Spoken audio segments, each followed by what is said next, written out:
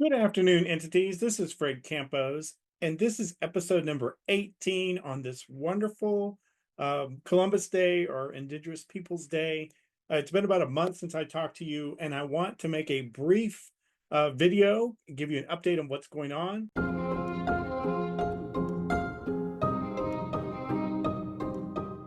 We have 5 things to talk about really fast. We have a review of the TAD board meeting on September 10th. I want to give you rules about the entity elections from my point of view. I want to quickly go over the players in that and then talk about my recommendation based on some feedback from you guys. And then, of course, I want to talk about the next TAD board meeting. We're going to try to do all of this relatively quickly. Okay, we had a TAD board meeting in September. It went fairly short. There's nothing major to report. I will tell you that me personally, I have been deep into the CAMA conversion. That conversion happening appropriately and on time and efficiently is probably my number one priority over everything else. Some of you guys have been talking about audits and everything else, but I think if we can get the CAMA conversion correct, we'll be in good shape for actually having good appraisal values, and it will solve a multitude of problems, may even give us the opportunity to have more efficiency. So I have been working with Brian and the team and the TAD office. I've been what most people would consider below the line, involved in the day-to-day operations of it. But this is so important to the entities. It's so important to the tax office, and it's so important to the reputation of TAD that I've made it my number one priority. And it's going well. It's been off the rails a little bit, but I can tell you now the files are going to the tax office pretty well. And now we're in the cleanup mode. We want to make sure this transition occurs greatly for end of January, end of February. So that's where about 90% of my time is. Issue number 2, we have the entity election coming up. Most of you that are seeing this know that we have an entity election that's going to occur. The nomination process has probably occurred by the time you see this, or it goes until October the 15th. But then from October 15th all the way to December 15th, the 66 entities get to decide on 2 places. Currently, we have 2 places that are up. We're now staggering these 3-year terms. And unfortunately, or fortunately, depending on how you look at it, Alfred and Wendy drew the short straw of having their elections come up. They are the current incumbents. They are both up for re-election. They're both candidates for re-election. So those will be the ones that you will be voting for. Because there's only 2 of them, there'll only be about 2,000 votes. I will give you a link here in the description where you can look at the spreadsheet of this and who gets to vote. Unfortunately, some of you entities, because the number of votes is compressed, will not get to vote in this as you have in the previous. But it still means that it's very important. So let me give you 6 rules of what I recommend for this election. And here they are really quickly. Number 1, do not split your votes. Unless you're one of the 1, 2, 3, 4, 5, 6 big entities, you should vote for only one candidate. It makes the most sense, mainly because you just don't have that many votes.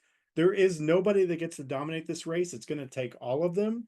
So unless you are one of those 6, or you are the very last entity to vote, please do not split your votes. You won't get anywhere if you do. Number 2, in the past, I've seen entities that will do a recall vote. They put 1 vote on every single person that is currently possible for the chance that if that person rolls off, that they get a recall vote. That's like buying flight insurance, predicting that a crash is going to occur. Yes, it may have occurred once or twice, but it's absolutely a throwaway vote. I do not recommend that any entities do a recall vote. Number 3, since we have several candidates in this race, and since there's only 2 positions, it's probably going to take about 800 votes for the first candidate and maybe 600 to 700 votes for the second candidate. So as soon as that first candidate gets to 800 votes, do not vote for that candidate. It's totally a wasted vote. Number 4, everybody's vote is going to count. It may come down to some of the entities that only have 1 or 2 votes. It's going to be that close, mainly because there isn't that many votes. Number 5, Arlington, Arlington ISD, City of Fort Worth ISD, Tarrant County, and Tarrant County College. You guys all vote first. You can be a group that splits your votes, but you're only going to vote for 2 candidates. Again, I don't recommend that you do, but I understand that you'll want to endorse 2 different candidates. And the last rule, rule number 6, is who you nominated, for those of you that did nominate, doesn't mean that you have to vote for that particular person. Analyze the field and be intelligent and vote. So let's talk about who the new players are that are at least been nominated as of October 12th, 2025. There's still time. There's still 3 more days where we may get a nomination or 2. I even know that maybe there's 2 others that are not on this list that may get nominated. So obviously Alfred is nominated for reelection and Wendy is nominated for reelection. So the 3 new players that have been nominated as of this date are Eric Crowley, who is someone that's favored by the entities. He's done a lot of research and got a new group to play. We have Gary Lasada, who used to be on the board previously, and we have Saeed Sadat as nominations for this. So at the moment, we have a total of 5. I've also heard that maybe Vince Puente may come into play, and there may be George Dotson may also get nominated. So there may be a couple other players, but they have not been nominated at the time I'm recording this video. So now we get into the recommendations. So before I give you some answers on who I recommend, I have been on the phone with probably 40 different entities that have asked my opinion of this. So maybe this won't be a big shock to you guys. And I am looking at this through a little bit of different lens than maybe you do. So I want to give you an analogy before I tell you why and who I'm recommending. Let's talk about the presidential election.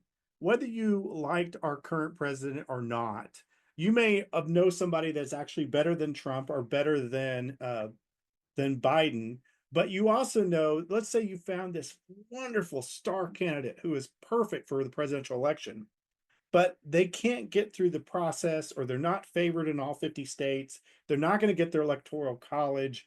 So even though there may be somebody that's better, you know that there is a process they have to go through in a certain amount of entities to be on the Republican ticket or the Democratic ticket. They have to be liked enough to actually get themselves to bubble to the top. So you're familiar with that process and you appreciate that process because that's sort of how the presidential election works.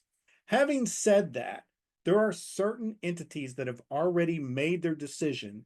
The superintendents have gotten together over the summer and they've come up with 2 names that they like. Some of the board presidents have gotten together and come up with names that they like. So taking all of that filter, and I promise I'm going to step on toes and offend people, but I'm going to tell you why I think things are going to happen and how you should vote depending on which side of the camp that you're in. It's not a Fred Campos deal, nor is it a Tim O'Hare deal as to who gets elected into these 2 positions. But there are major groups that have come together and certainly come together more frequently now that this process is getting more understood by the entities. So that said, I may think that Saeed Sadat is probably the most intelligent candidate, but I don't think Saeed has the votes amongst the superintendent and school boards. And how I feel about her is not going to influence what is going to happen. Or let's take Gary Lasada. I might think he is a great candidate, but I also know that the entities are upset that he voted for the reappraisal plan. So I, again, don't think that he has a good chance as well.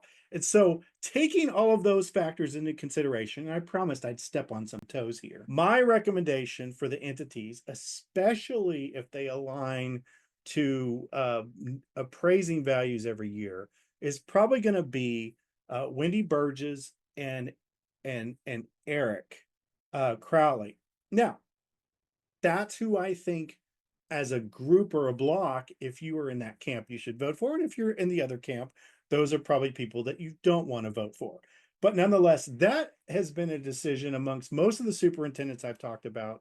and most of the entities that I've talked to, and I've talked to about 40 of you guys. If you want a particular group to be elected, you guys need to vote as a block, and that's what I'm hearing.